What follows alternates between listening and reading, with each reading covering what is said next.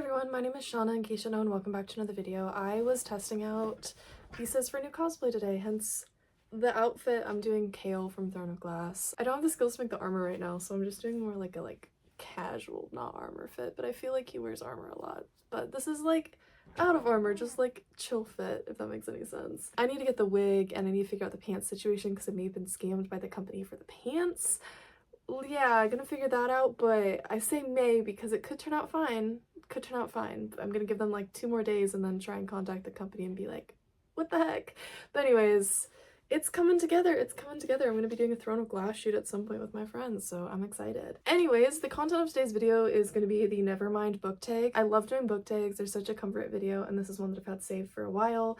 According to what I have written down, the creator of this tag is Reading Infinitely, and their YouTube channel will be linked down in the description below. These questions are all basically about ones where like your thoughts changed or like you started reading a book and you had to DNF it and stuff like that. So this will be an interesting tag and I can't wait to get into it. The first prompt is a book you rated high but now have changed your mind, and or a book you rated low and changed your mind. A book that I initially rated really high was Alice's Adventures in Wonderland and Through the Looking Glass. Like Alice in Wonderland was like my jam. I went through a phase where I was hyper fixated on it and I was like super into it and I was loving it and I was like obsessed with it. A lot of it stemmed from the 2010 Alice in Wonderland live action film. I still love that film. I think it's a beautiful film.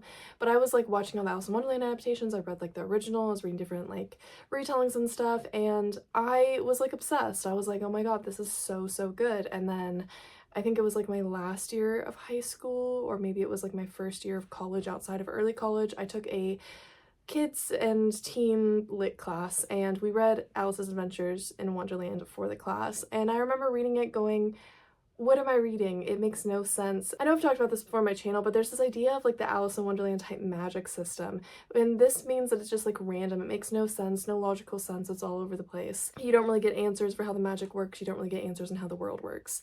That type of thing was my jam when I was younger, but unfortunately I feel like I've grown out of that. I think it's like an interesting concept if you're okay with a randomness, but if you need more rules and like set descriptions of how a world works, then it's not for you. So I rated Alice's Adventures in Wonderland and Through the Looking Glass like 4 or 5 stars when I first read it, and I believe I give it 2 stars when I read it again for school. Next up is a book you bought because of the cover but might not read. I plan on reading every single book that I own, except for the only thing that I can think of that I could do for this question is I buy a lot of different versions of the Harry Potter books, and some of them are so beautiful that I don't want to crack the spine or damage them.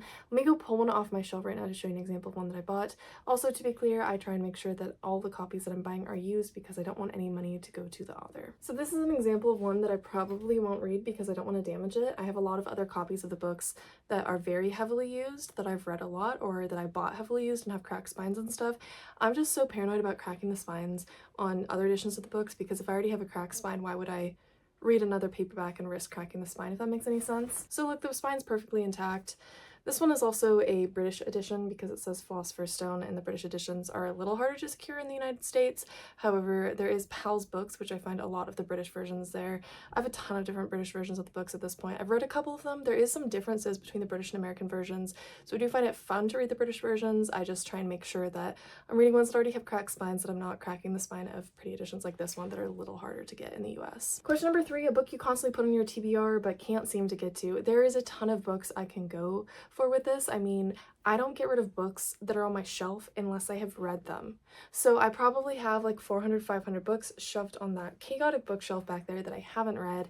I feel like all of them at one point or another have been on my TBR and I just never really got to them. One that I'm going to go for this, I think is going to be The Fault in Our Stars. So I have pretty much most of John Green's books. I don't have the Anthropocene reviewed, and I believe according to Goodreads there's some like really early stuff that's never talked about that he's written that I don't have. But I have most of his other books, like his young adult books and stuff. I have like Turtles All the Way Down, Abundance of Catherine and stuff like that. The Fault in Our Stars is one that I've had on my TBR for a while, and I'll like make like a goal like, hey, I'm gonna read this book this month, and I never get around to it. And truthfully, I know why I never get around to it. I do want to get into John Green's books. I love him as a person.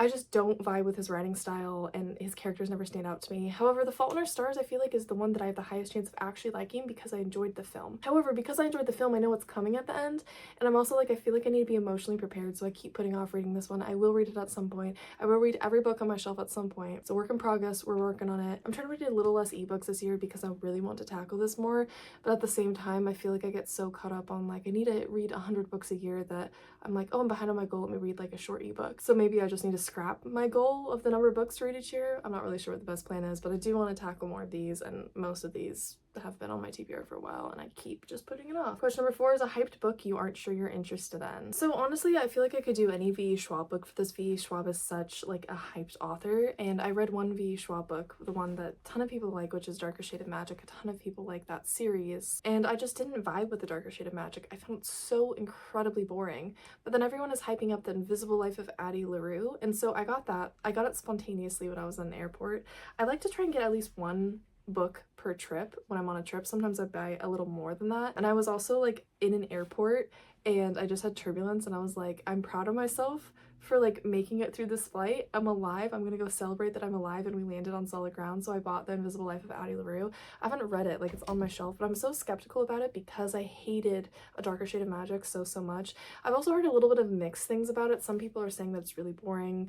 There's been some criticisms revolving around race in the book that I feel like is sort of valid given what I know about the book, but I'm hoping that it'll exceed my expectations and be better than I think. Every once in a while I read a book by an author and I don't like it, and then I pick up a second book by them and I end up enjoying the rest of their works, which is like, for example, what happened with Sarah J Maas. Hence I'm cosplaying Kale. I read A Court of Thorns and Roses first and didn't like it, and then I read Throne of Glass and I fell in love with her writing and her worlds. So I'm hoping that that's what's going to happen with V.E. Schwab, but I think I hated A Darker Shade of Magic so much that I've been like putting off reading more of her books. So The Invisible Life of Addie LaRue is one that I'm really not sure about. However, I also have another one of her books on my shelf. I have This Savage Song, I believe. So I do have at least 2 more of her works I'm going to try, but yeah, Invisible Life of Addie LaRue I'm very skeptical about. Not sure if I actually want to read it, but it is on my shelf, so I will read it at some point. Question number 5, a book you DNF'd. I have DNF'd, I believe, a total of 3 books in my entire life. One was unintentional, so I think we're gonna go with the unintentional one, but 2 I had a DNF because it was impacted by mental health. 1 was unintentional. I generally don't DNF books. It haunts me. It haunts me that there's 3 books that I've started and not finished. Unfortunately, it's just the way that my brain works. I don't know if it's OCD. I don't know what it is. I do have OCD diagnosed. So part of my wonders if like I just spiral about like, what if the book is going to get better, or what if I have a conversation about this book and I haven't finished. I'm wondering if maybe that's like some sort of compulsion thing, so I have to finish every book. I'm not quite sure. It could also just be because whenever I finish a book, I feel extremely accomplished, and maybe I'm like, hey, I don't feel accomplished when I don't finish a book. I don't know. I feel like maybe I should discuss this with a psychologist. But anyways, a book that I DNF'd was A Wrinkle in Time, and A Wrinkle in Time is by Madeleine L'Engle. I did this thing called Battle of the Books. I don't know if you've heard of it if you're in the United States. I feel like you might have heard about it. It's pretty prevalent in Oregon where I live. It's basically where there's a list of books, you read the books, and then you all go to these battles in which you're answering questions and battling each other and earning points. I was never very good at it. I'm gonna be 100% honest, I was never very good at it. So anyways, I believe it was when I was in the 6th grade. I'm surprised I know what year it was. It was when I was in the 6th grade. I was doing Battle of the Books and I was reading A Wrinkle in Time, and I read a decent chunk of it, and I wasn't gonna finish it in time for the battle, so then I put the book down and my dad like turned on the movie and he's like, we're gonna watch the movie so you can answer some of these questions. And somehow after Battle of the Books got done, I was still reading A Wrinkle in Time. I don't know where I put down the book, but somewhere I put down the book and it disappeared. It despawned, it went into the void, and I don't know where it went. And I finally found it in recent years, and so I'm like, oh my god, I have to actually finish it. But I didn't like it. It was so boring. I mean, I liked the live action Wrinkle in Time movie that came out, was it like 2017, 2018? I want to say 2018. That one was a good movie, and it was very different from the book, but in a good way. I thought that was a really solid film. So I need to go back and finish A Wrinkle in Time. I also feel like I should go back and finish because A Wrinkle in Time had such an influence on the final season of Stranger Things, which I have watched. Final season was a bit rough, not gonna lie, but I feel like everything that's been said about the final season has already been said by other people, so I don't want to like dogpile on it and the actors and stuff when like legitimately the first 4 seasons meant the world to me and were fantastic. Number 6 is a book you were loving until the ending made you think twice, and or a book you weren't sure you liked until its epic ending. I feel like there's a lot of books that just struggle with endings. I think endings are really hard when you're writing a book.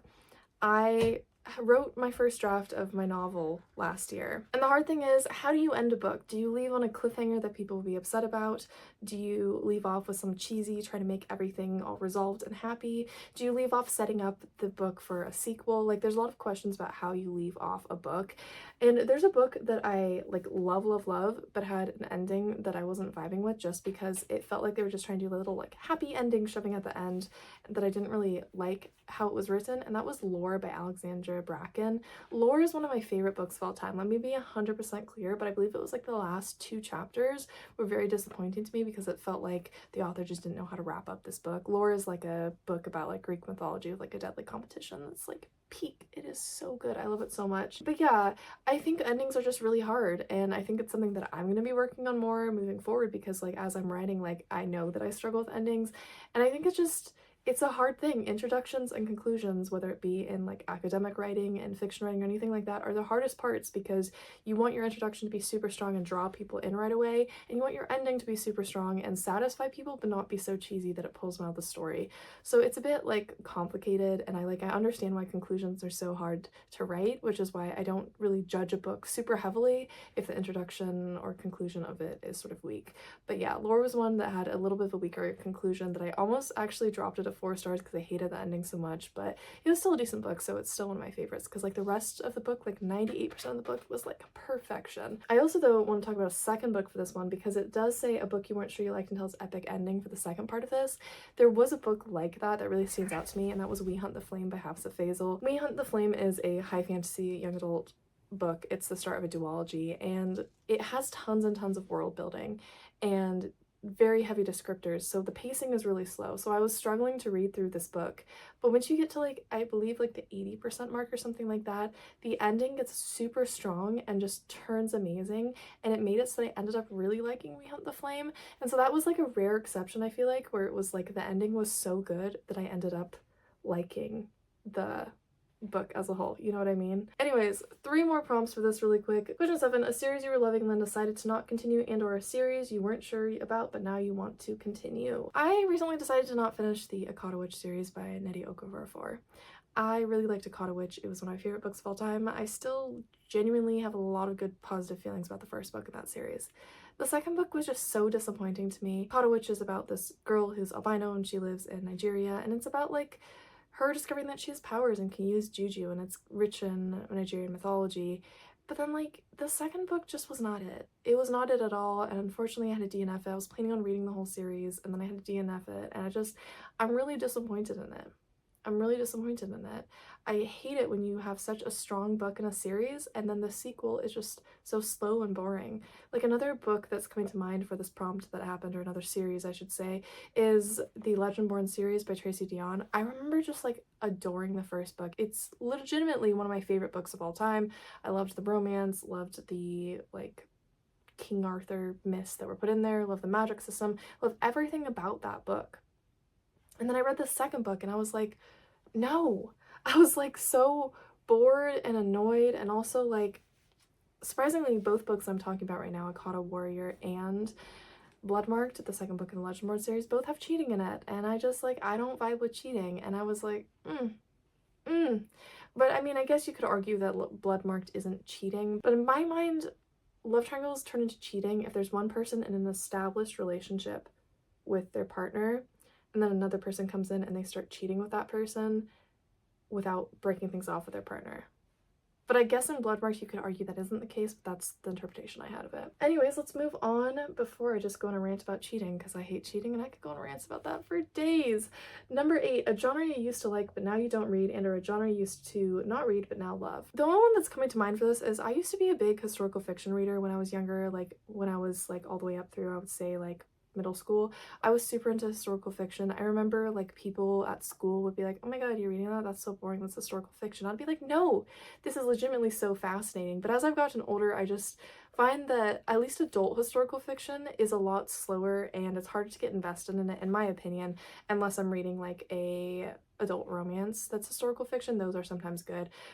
I do every once in a while read children's historical fiction just because I have some on my shelf and I'm like, wow, this is so good. And then I read adult historical fiction without like romance in it and I'm like, help, why is this so different? So yeah, I think I've fallen out of love with historical fiction as I've been reading more and more adult books.